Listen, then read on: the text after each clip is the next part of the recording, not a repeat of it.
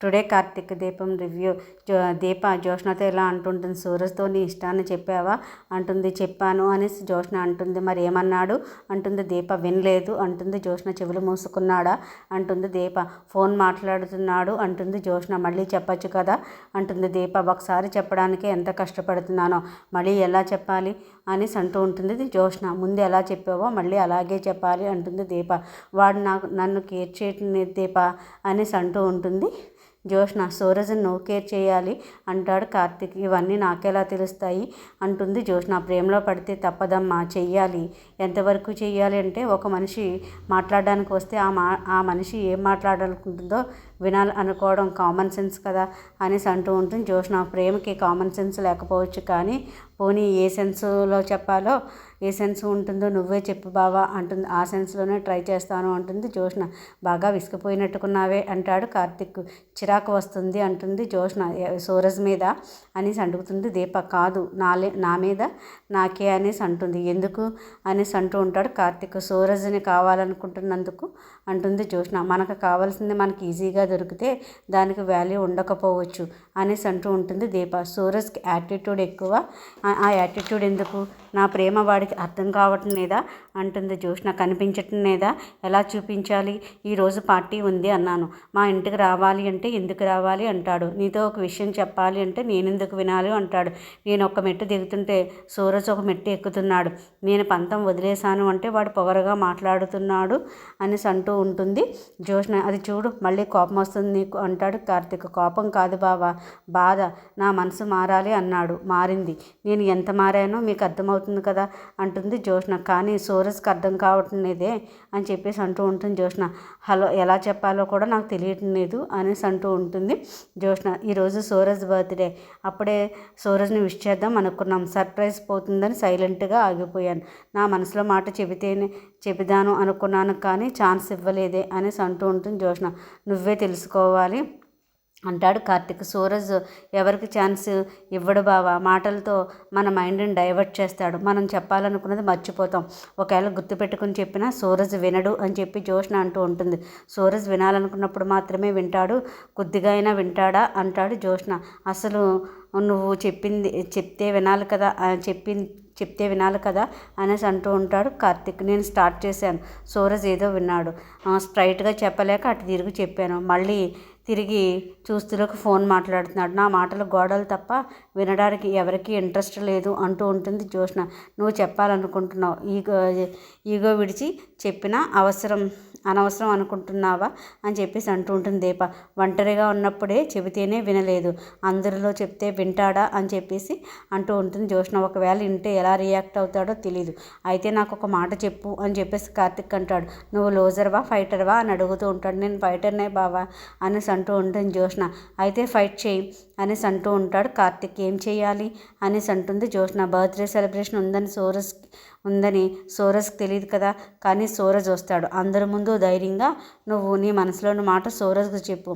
మన మీద మనకున్న నమ్మకమే మనకు విజయానికి తొలిమెట్టు అంటాడు కార్తిక్. నీ మీద నువ్వు నమ్మకం పెట్టుకో అని చెప్పేసి అంటూ ఉంటాడు కార్తిక్. సరే బావా చెప్తా, కానీ సూరజ్ రుజువు అడిగితే అంటుంది జ్యోష్న. రుజువులా అనేసి అంటాడు కార్తిక్. అవును బావా, నీ మనసులో నేను ఉన్నానని రుజువేంటి అంటే ఎలా చూపించాలి అని అడుగుతుంది జ్యోష్న. సూరజ్ అదే అడుగుతాడు అంటుంది. జ్యోష్న చెప్పింది కరెక్టే బావా అంటుంది దీప.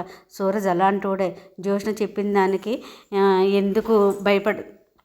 ఎందుకు అడుగుతాడు మనసులో సూరజ్కి చెప్పడానికి ఎలా, చాలా పెద్ద సమస్య చెప్పు అనేసి అంటూ ఉంటాడు కార్తిక్.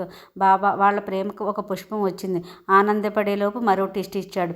వీళ్ళని ఎలా కలిపేది దీప అని చెప్పేసి అంటూ ఉంటాడు. ముందు మనం లోపలికి వెళ్దాం పద బావా అని చెప్పేసి అనేసి అంటూ ఉంటుంది దీప.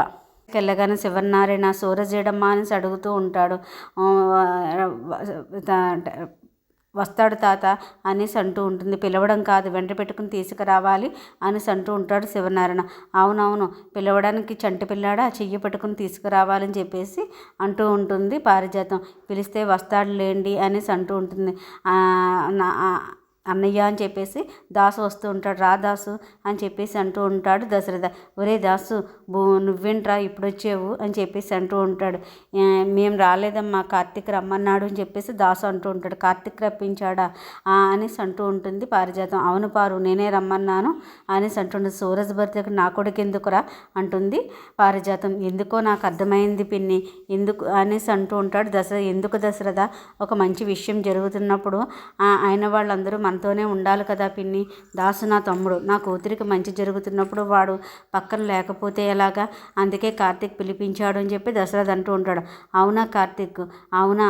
మరి ఇక్కడ ఏం మంచి జరుగుతుందని అని చెప్పేసి అంటూ ఉంటుంది పారిజాతం. మంచి జరుగుతుందని ఎవరు చెప్పారు దశరథ అంటుంది. జోష్న మనసు మారితే కానీ నేను పెళ్లి చేసుకోనని సూరజ్ గాడు అంటున్నాడు. నేను జీవితంలో పెళ్ళే చేసుకోనని భీష్మించి కూర్చుంది జోష్న. మనమంతా కలవాలని కోరుకుంటున్నాం. మనుషులు ఉత్తర దక్షిణ ధృవాల్లా ఉంటే మంచి ఎలా జరుగుతుంది దశరథ అనేసి అంటూ ఉంటుంది పారిజాతం. కథ తెరిస్తే ఒక మంచి మాట, లేదా ఒక నోరు తెరిస్తే ఒక మంచి మాట, లేదా ఒక మంచి ఇది చెయ్యాలి. ఏంటి పారు నువ్వు అని చెప్పేసి మాట్లాడుకో అని కార్తీక్ అంటూ ఉంటాడు. ఎలాగో లోకజ్ఞానం తెలిసిందనరా అంటుంది. అనే ముందు నీకు తెలవడానికి ఏం జరుగుతుందో జరిగే వరకు మాకు తెలియదు అంటూ ఉంటాడు కార్తీక్. మనం చెయ్యవలసిందల్లా మంచి జరగాలనుకోవడమే అని చెప్పేసి అంటూ ఉంటాడు. మా ముందే అంటే అన్నావు కానీ అలా సూరజ్ ముందు అనుకో అని చెప్పి శివనారాయణ అంటూ ఉంటాడు.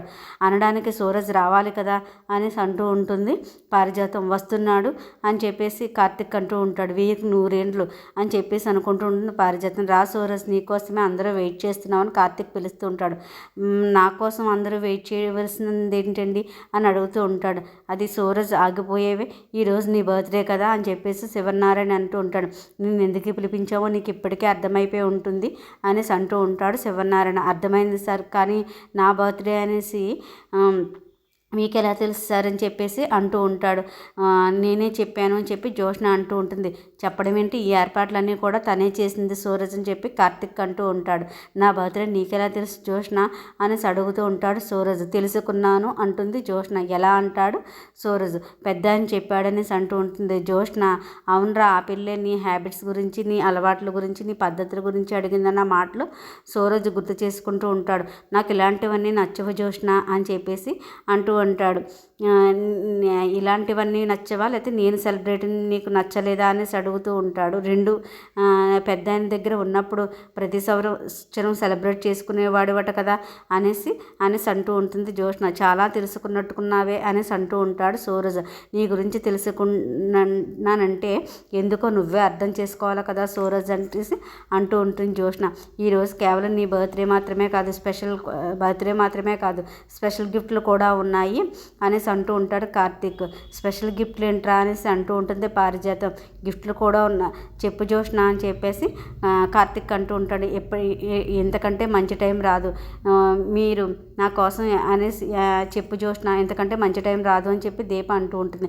మీరు నా కోసం ఏర్పాట్లు చేయడం అనేసి ఇదేమైనా పెద్ద విషయమా? ఈరోజు నీ బర్త్డే, అదే మా బర్త్డే అయితే నువ్వు సెలబ్రేట్ చేయవా అని చెప్పి శివనారాయణ అంటూ ఉంటాడు. ఏదో సర్ప్రైజ్ ఇవ్వాలనుకున్నావుక, అందరూ వచ్చినప్పుడు మంచి విషయాలు ఎప్పుడూ సెలబ్రేట్ చేసుకుంటూనే ఉండాలి. కేక్ కట్ చేయని అంటూ ఉంటాడు శివనారాయణ.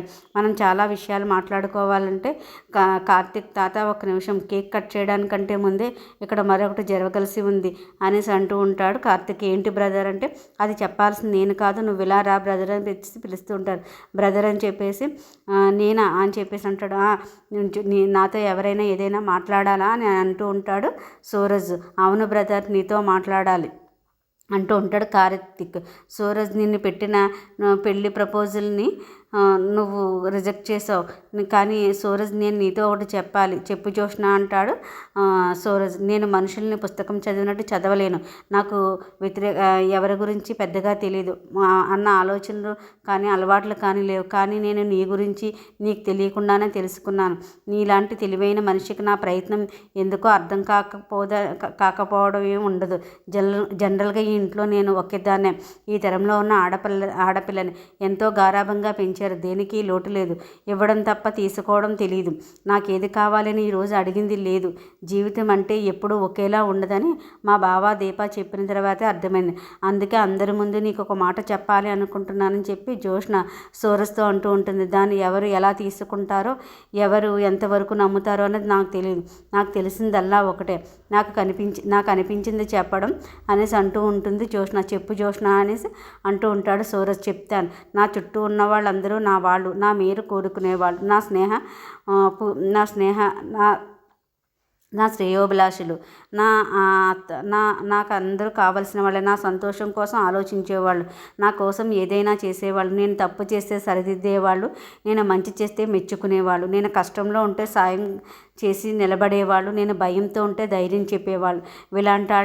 ఇలాంటి వాళ్ళ ముందు నేను ఏం చెప్పడానికైనా ఆలోచించవలసిన అవసరం లేదు.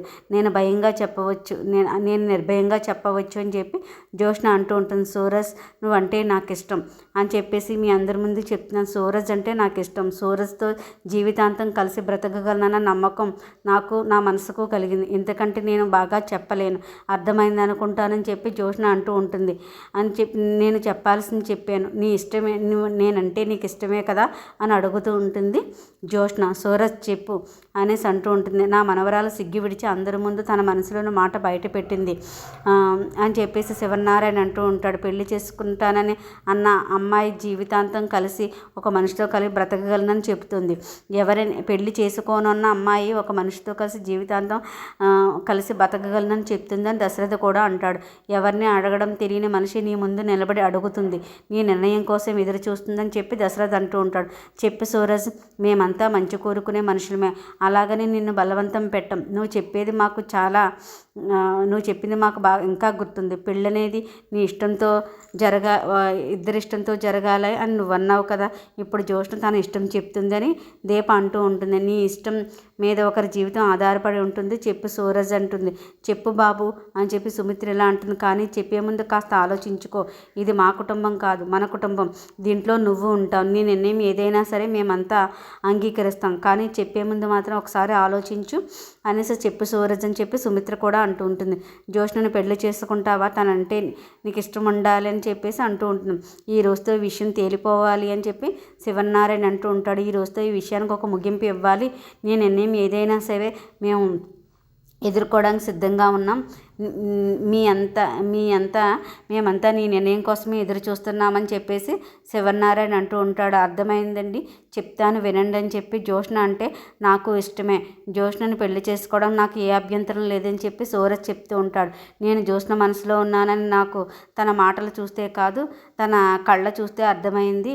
ఈరోజు మీ అందరి ముందు చెప్తున్నాను జ్యోత్స్న మనసులో నేను ఉన్నానని. కానీ ఈరోజు మీ ముందు చెప్తున్నాను, జ్యోత్స్న మనసులో నా మాటలు జ్యోత్స్న మనసులో ఉన్నాయని కూడా నమ్ముతున్నాను. తన మాటల్లో, తన చేష్టల్లో, తన చూపుల్లో నా మీద ఉన్న ప్రేమ చాలా స్పష్టంగా తెలుస్తుంది.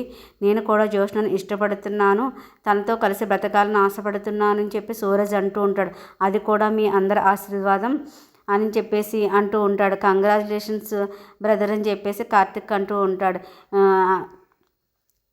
రా సూరజ్ వెయిట్ చేస్తున్నా అని చెప్పేసి, ఒరే దాసు నువ్వు కూడా చప్పట్లో కొట్టరా అని చెప్పేసి అంటూ ఉంటుంది పారిజాతం. నాకేదో కొత్త లోకంలోనికి వచ్చినట్లు ఉందమ్మా, అంతా కొత్తగా కనపడుతుంది అనేసి అంటూ ఉంటాడు దాసు. సర్లే కానీ ఇవన్నీ తర్వాత చెప్తాను.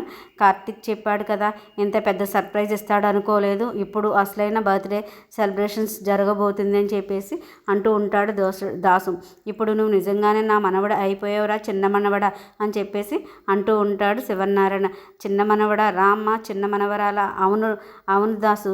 పెద్ద మనవడు కార్తిక్, చిన్న మనవడు సూరజ్, పెద్ద మనవరాలు దీప, చిన్న మనవరాలు జ్యోత్స్న. ఈరోజు సూరజ్ పుట్టినరోజు కాదు, ఈ శివనారాయణ పుట్టినరోజు అనేసి అంటూ ఉంటాడు. అలాగని ముందే చెప్తే ఇంకో కేక్ తెప్పించేవాడిని కదండి అని చెప్పేసి పారిజాతం అంటూ ఉంటుంది.